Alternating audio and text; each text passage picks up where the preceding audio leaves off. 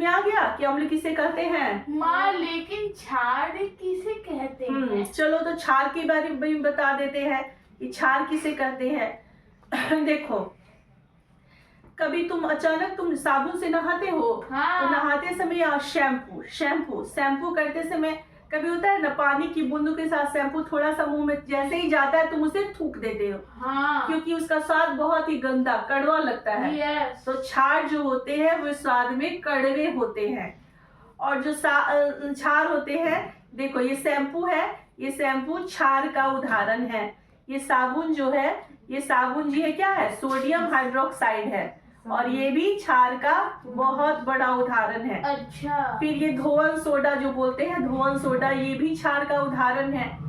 अब ये sodium bicarbonate, देखो ये जो है, ये मम्मी जब मैं तुम्हारे लिए छोले भटूरे बनाती हूँ, केक बनाती हूँ, ये कितना उपयोगी होता है, लेकिन ये क्षार का बहुत बड़ा स्रोत है।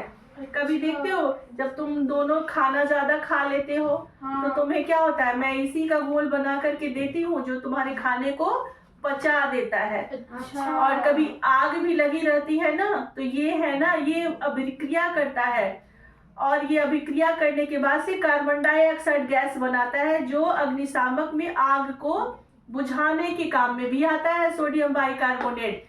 और ये सबसे बड़ा क्षार का उदाहरण है। इसके अलावा तुम्हारे भोजन के काम में आएगा, जैसे किसी चीज को फुलाने में, बेक करने में सोडियम बाइकार्बोनेट का काम होता है। किसी चीज को फुलाने में, जैसे केक बनाते हैं या भी कोई भी नमकीन जैसे ब्रेड बनाते हैं, इसमें इसका काम देता है। तो अब तुम्हें समझ में आया कि घर की अंदर ही चीजों में क्या है, अम्ल और क्षार। अम्ल खट्टे होते हैं, क्षार कड़वे होते हैं। जितने भी खट्टे फल होते हैं उसमें क्या होता है, अम्ल पाया जाता है। और जो भी क्षारीय चीज होते हैं, जैसे साबुन का घोल, अगर साबुन का घोल भी डालते ना हल्दी पे, तो भी क्या होता, वो अभिक्रिया करता। और फिर ये देखो, अब ये नमक है। नमक क्या है, ये तो पता चल गया अम्ल और क्षार, लेकिन नमक को घोले हम इसमें, चलो इसमें घोलते हैं, घोल के देखते हैं। नमक तो पूरा घुल गया। क्या तुम्हें कहीं से नमक का अंश दिखाई दे रहा है? नहीं। तो नमक क्या हुआ, ये एक समांगी मिश्रण है, और इससे ये विलयन तैयार हो गया। तो नमक ऐसा चीज है जो क्या करता है, अम्ल और क्षार से क्या होता है, उदासीनीकरण अभिक्रिया के रूप में जो पदार्थ प्राप्त होता है ना, अम्ल और क्षार की उदासीनीकरण प्रतिक्रिया से जो प्राप्त हो गया ना ये पदार्थ, ये क्या हो गया, इसी को लवण कहते हैं, जिसका रासायनिक सूत्र NaCl यानी सोडियम क्लोराइड होता है। और ये नमक जो है क्या है, उदासीन होता है। तो देखो अब चेक कैसे करेंगे इसको, अगर पैमाना पे करते, लैब पे करते, तो सोरेनसन ने एक बनाया था मापने का, जिसे बोलते थे ना पैमाना। तो एक उदासीन पॉइंट होता है 7, जो हम लोग शुद्ध पानी पीते हैं, ये शुद्ध पानी है।